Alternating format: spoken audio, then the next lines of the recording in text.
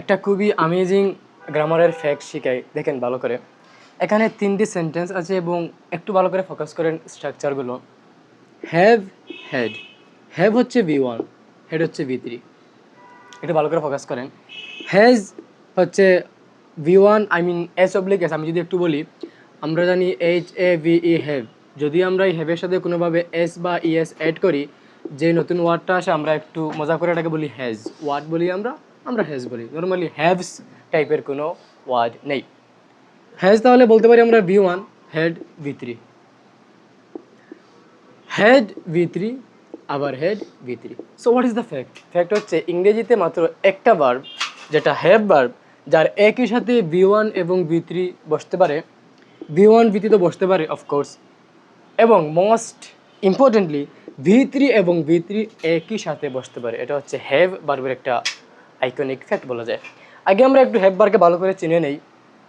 Normally to have verb বলা হয়, আমরা জানি অক্সিলারি ভার্ব, হেল্পিং ভার্ব, সেখান থেকে টু বি ভার্ব আছে, টু হ্যাভ ভার্ব আছে, টু ডু ভার্ব আছে, যেগুলো ডু, ডিড, ডাজ। তো আমরা একটু যদি হ্যাভ ভার্বকে চিনে নেই, যেমন দেখেন এরকম মুড ভার্ব 3টা আছে হ্যাভ ভার্বে, হ্যাভ, হ্যাজ আর হচ্ছে হেড। হোয়াট? হ্যাভ, হ্যাজ আর হচ্ছে হেড। হ্যাভ নিজে V1। এই হ্যাজটা হচ্ছে হ্যাভের S/ES ফর্ম, জানি আমরা V1 + S/ES হয়, আমরা জানি। তাহলে আমি যদি কোনো কারণে হ্যাভের B2 নিতে চাই, হ্যাভ হচ্ছে V1, হ্যাভের B2 হচ্ছে হেড, ভালো করে বুঝিয়েন। হ্যাভের B2 হচ্ছে হেড, আবার হ্যাভের B3 হচ্ছে হেড। হ্যাভ এই ভার্বের V1 হচ্ছে হ্যাভ, B2 হচ্ছে হেড, B3 হচ্ছে হেড। এবং আমরা এরকম আরেকটা রুল জানি গ্রামারের, one of the best iconic আমরা বলতে পারি। হ্যাভ, হ্যাজ এবং হেড এই 3টি ভার্বের পর যখনই কোনো মেইন ভার্ব আসবে, হ্যাভ, হ্যাজ, হেড মেইনলি তো হেল্পিং ভার্ব ইয়ানি অক্সিলারি ভার্ব, আমরা এরকম বলতে পারি। এদের পরে যখনই কোনো মেইন ভার্ব আসবে সেটা অবশ্যই V3 আকারে হবে। অফকোর্স V3 কেন হবে সেটা এই লেকচারের আলোচনা না, আমরা অন্য একটা ক্লাসে খুব ভালো করে বুঝবো যে কেন V3 হতে হবে। Why not V2, why not V3, I mean V1, কেন V3 হয় অলওয়েজ। ওকে, তো তাহলে হ্যাভের পরে যেই ভার্বটা আসলো সেটা নিঃসন্দেহে V3, বিকজ হ্যাভের পরে V3 আসে, V2 হওয়ার চান্সই নেই, যদিও হ্যাভের B2 হেড। হ্যাজের পরে হ্যাজ কেন বসলো দেখেন, হ্যাভ, হ্যাজ, হেড থেকে হ্যাভ এই ওয়ার্ডটা সবার সাথে বসতে পারে না। হ্যাভ বসে শুধুমাত্র first person plural, first person singular, second person এবং থার্ড পারসন প্লুরালের সাথে। তো সব কিন্তু হলো না। নর্মালি আমরা যদি আরও ইজি করে বলি যে থার্ড পারসন সিঙ্গুলার নাম্বার হলেই হ্যাজ বসে, অন্যতায় এনি কেসে হ্যাভ বসবে। কি বসবে? হ্যাভ। সো আইয়ের সাথে have, he third person singular number, has বসবে। এদের পরে অফকোর্স ভার্ব আসলেই V3। এখন এই যে হেড, এগুলো কিন্তু আবার মেইন ভার্ব, বিকজ আগে একটা হেল্পিং ভার্ব হয়ে গেছে এবং একটা সেন্টেন্সে একই সাথে দুটি মেইন ভার্ব বসা গ্রামাটিক্যালি ইনকারেক্ট, এটা ইম্পসিবল বলাই যায়, যদি না উইচ আমরা অন্য কোনো ক্লজ দিয়ে, অন্য কোনো কানেক্টর দিয়ে কোনো ক্লজকে অ্যাড করি। এবার দেখেন ভালো করে, দে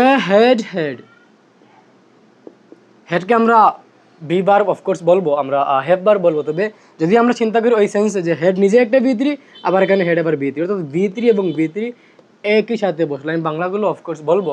ফ্যাক্টটা দেখেন, ইংরেজিতে মাত্র একটা ভার্ব এরকম যার V1 V3 এবং V3 নিজে একসাথে বসতে পারে।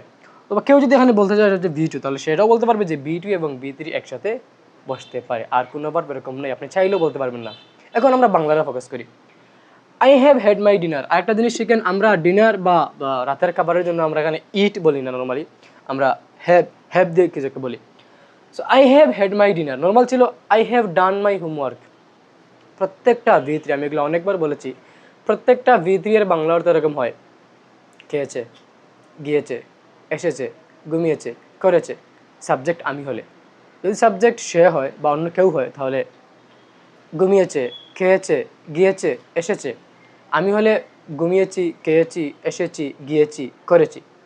ওকে, এখন I have done my homework এর বাংলা অর্থ আসবে আমি আমার হোমওয়ার্ক শেষ করেছি। এখানে ডান মানে করেছি, এটা পারফেক্ট সেন্স, আমরা এগুলো পরবর্তীতে পড়বো, জাস্ট এটা বুঝি আমরা। তাহলে আই হ্যাভ হেড, যেহেতু আমরা এই হেডকে ইউজ করতেছি আই হ্যাভ ইটেন এর পরিবর্তে, সেক্ষেত্রে আমরা হেডের অর্থ খাওয়া অর্থে নিব, তাহলে I have had my dinner, আমি আমার রাতের খাবার খেয়েছি। এখানে হেড আমরা বসিয়েছি কার রিপ্লেসে? ইটেনের রিপ্লেসে। Okay, he has had his meal, আমরা এখানেও হেড বসিয়েছি ইটেনের রিপ্লেসে। মেইন সেন্টেন্স এরকম, he has eaten his meal, but আমরা ইটেন নেই না, খাওয়া অর্থে আমরা ইটেন নেই না। নর্মাল আমি খাই, আমি এখানে ইট নিতে পারি, কিন্তু ডিনার, মিল এগুলোর ক্ষেত্রে আমরা ইট নেই না।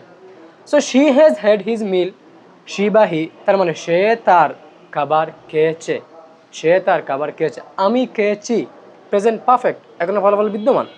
সে খেয়েছে, প্রেজেন্ট পারফেক্ট, এখনো ফলাফল বিদ্যমান।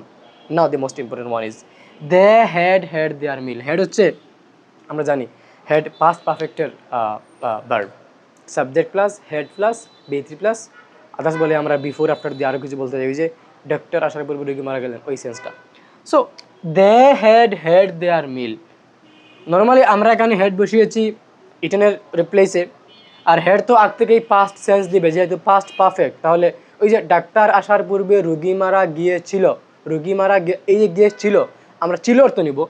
দে হ্যাড ইট, এই হেড মানে তো খাওয়া, তাহলে দে হ্যাড হ্যাড দেয়ার মিল, তারা তাদের খাবার খেয়েছিল।